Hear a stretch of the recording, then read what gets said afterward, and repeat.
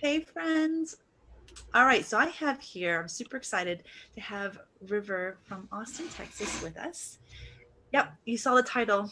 It's happening. We're talking about, Oh, erections! scary. It's so scary. Oh my gosh, we don't want to do that. Okay, but we do because they're so important.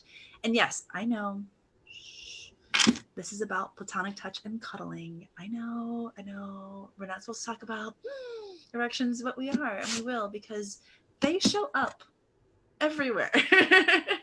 And they're fantastic. So I would love for River to introduce herself to you, and then we'll get talking about the work that she does, especially on Facebook.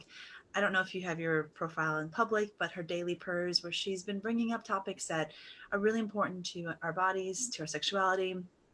So please, River, introduce yourself, and then let's get talking about this. Thank you, Sister Janet. I'm so grateful to be with you today, and I appreciate all the work you do in the world. And my name is River Roaring. I'm in Austin, Texas. I'm at the website uncagelove.com. And the real way to find out everything I'm doing is on my newsletter, which is the Full Moon Howl, which you can get on uncagelove.com. And that has a worldwide events calendar for sex positive events. Um, I'm a surrogate partner, meaning that I see clients as a substitute partner and I work with their psychotherapist and them to get them into a shape where they can have really successful, intimate partnerships. And I also lead other kinds of in person gatherings and groups and workshops. Fantastic. All Yeah. right. So you fell into this topic probably for some personal and business reasons, and I'd love to hear maybe how it came about, how you got interested in talking about erections, why it's important to you. How is it? Yeah, just whatever you'd like to share about it. What you can Thank tell. you, Janet. I have seen as clients men who were labeled with erectile dysfunction for about 7 years now. And I've been really learning a lot at the same time about trauma in the body. And so I've been really researching and learning from all the top trauma experts. And I feel very, very sure now that no man I've ever seen has ever had an individual case of erectile dysfunction. They've all had, because we all have it, is cultural erectile dysfunction. Oh, We have cultural erectile dysfunction. And what I finally realized is that this may sound really odd to people. I sometimes call it boner shame, but if you'll just follow me for a second, if a man cannot allow his body to move naturally, that is going to affect other parts of his life. And so I was actually listening to a trauma expert today whose name is Betsy Politan, and she teaches with Peter Levine, who's maybe the top trauma expert. And she said there's no separation between how we're moving our bodies and how we're thinking and our emotions and our spirituality. And that really hit me. And so when I really started realizing the gravity of this, that from the first time a young boy is able to understand words and social customs, he is told one way or another, don't let your erections show in public. mm, Actually, not in private either, unless you're in the bedroom with your lover. But if you're at home in the family dinner, that's not supposed to show either. So by repressing men's bodies, we are repressing their thoughts and their emotions and all the parts of them. And we're repressing their sexual part of their body. And my theory and my question is, are we suppressing their sexual thoughts and emotions? And then I started realizing all the insults we hurl at men in our culture, like, you're not emotional enough. You're not creative in bed. You're this, you're that, you're that. And I thought, well, God, wow, are we doing this to them? And so I believe that we have cultural erectile dysfunction and that erections are a natural way for a body to move. Actually, women have erections too. They're just not seen in public so easily through the clothing. But erections don't equal arousal all the time. Any man or boy will tell you that sometimes the erections just happen and they weren't thinking about anything sexual. And they also, so they're not always a sexual arousal exact comparison there.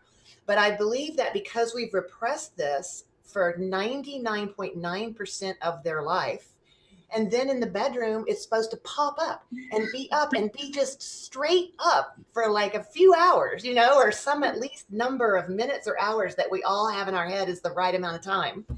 And then they go back down and they never come up again until needed. And I just think that's really a dysfunction.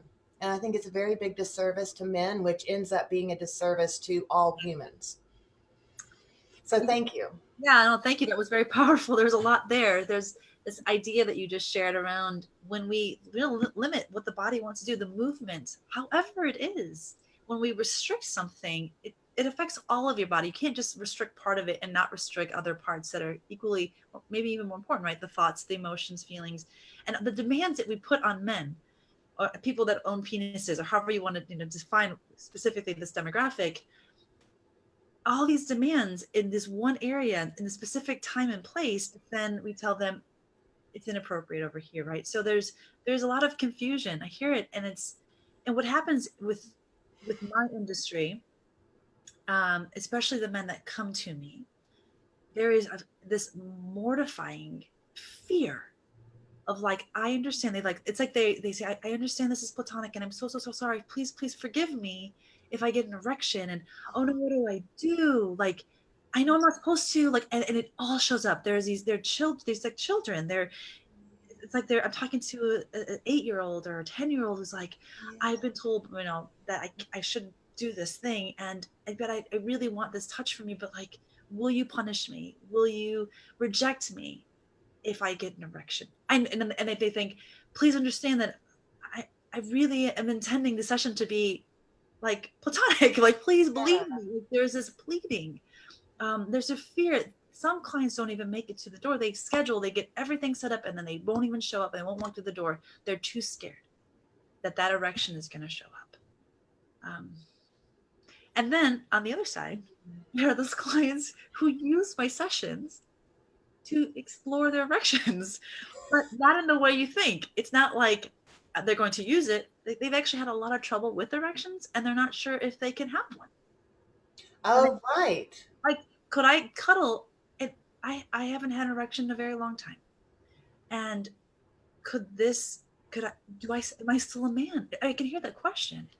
Am I still a man? Exactly. Am I still a man? That is a big, that's an identity question.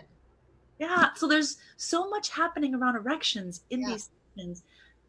So much fear, so confusion, and I tell them, hey, erections are great, and celebrate them. Wow, if you can have one, good for you, because there's a lot of people that can't. Right? There's that part.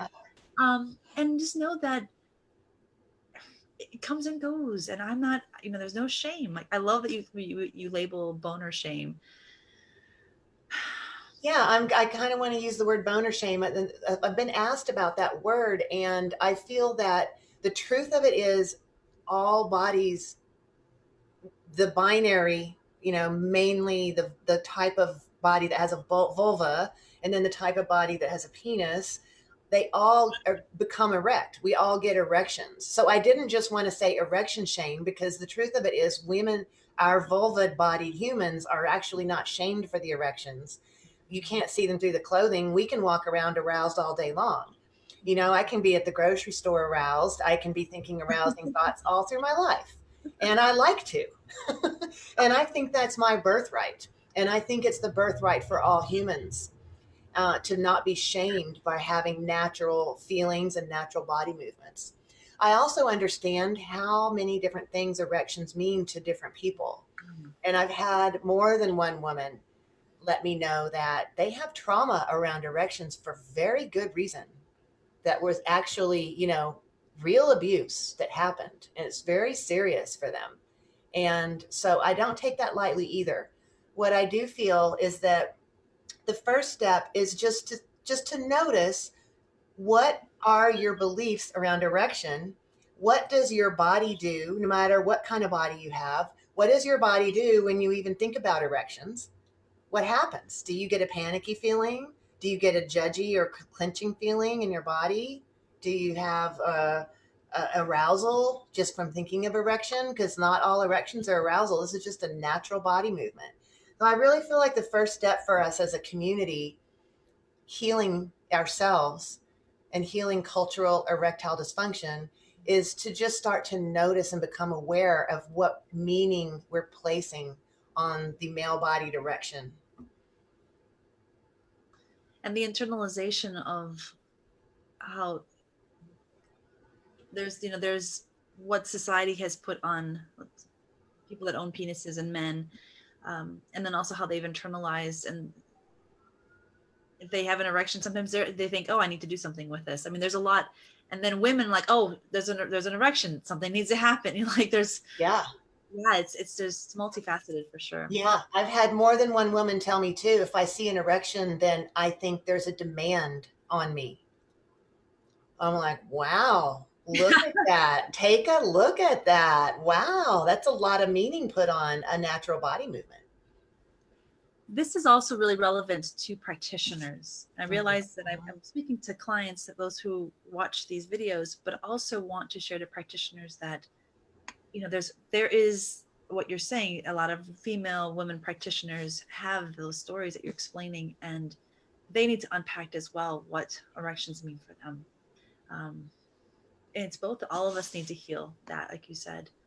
If So anyone is holding themselves out as a professional in the area of touch of any kind, please scan yourself to be clean of shame toward erections. Please don't perpetuate that and bring that into your client sessions and make that worse. yeah. Yeah. Good point, Janet. Well, thank you, River. I know that people may have questions. People may want us to continue talking. I'll Please comment, ask your questions below. Please seek out River. She's in Austin, Texas. Um, Great person to just follow online. I don't know if you have any other handles you want to share. You said Facebook. It's Uh, real. I really encourage you, if you have any desire to get to know what I'm doing and also what everybody's doing, is in my monthly newsletter, the Full Moon Howl. It keeps you up to date, not because I put a worldwide sex positive events calendar in there, and so it really keeps you up to date. so you can find you. I know you also lead Wheel of Consent weekend workshops. I just found out you had one a few weeks ago and it was very successful. Somebody I knew went to it. So again, you're doing some great things in the world, and I'd love for people to follow you. And yeah, thanks for watching. Again, post your questions. We may come back on if this is a relevant topic for other people, and keep it going. Thank you, sister. Love you so much. Feel so honored to be with you today. I really do. Thank you. Bye, You're y'all. doing such great work too, obviously. So thank you. Keep it up.